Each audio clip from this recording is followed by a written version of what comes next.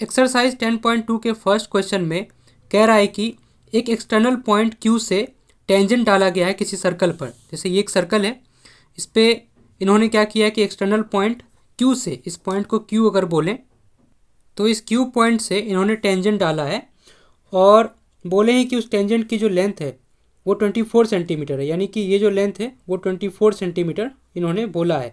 ठीक है, उसके बाद ये कह रहे हैं कि इतना तो समझ में आ गया, form of point Q, the length of tangent to a circle is 24 centimetre. ठीक है, and the distance Q from the centre is 25 centimetre.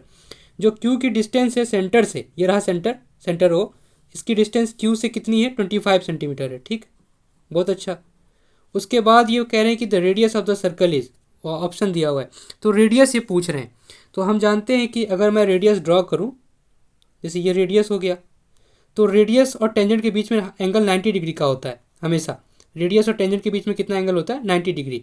इस पॉइंट को कोई नाम दे देते हैं ए, तो खास उसकी जरूरत पड़ेगी नहीं। तो ये 90 के सामने वाला साइड जो होता है उसको हाइपोटेन्यूज कहते हैं। क्या कहते हैं? हाइपोटेन्यूज, है ना। इसमें पाइथागोरस अंकल का रूल लगा सकते हैं क्योंकि ये राइट एंगल ट्राइंगल है। तो ये हाइपोटेन्यूज हो गया। जो बच गया वो परपेंडिकुलर और एक बेस। अगर रेडियस हमें निकालना ही है, किसी को भी हम परपेंडिकुलर, किसी को भी बेस बोल सकते हैं क्योंकि यहाँ ट्रिग्नोमेट्री तो लगा नहीं रहे, है ना। तो पाइथागोरस अंकल ने कहा था कि किसी भी राइट एंगल ट्राइंगल में तुम परपेंडिकुलर का स्क्वायर करो। मान लेते हैं जो रेडियस है वो परपेंडिकुलर है, तो परपेंडिकुलर का स्क्वायर करो और बेस का स्क्वायर करो। 24 सेंटीमीटर को बेस बोल दिया तो 24 सेंटीमीटर का स्क्वायर हो गया। परपेंडिकुलर का स्क्वायर करो, बेस का स्क्वायर करो, और उन दोनों को ऐड जब करोगे तो वो हमेशा हाइपोटेन्यूज के स्क्वायर के बराबर होगा। तो हाइपोटेन्यूज क्या है? 25 के स्क्वायर के बराबर होगा, यही कहा था।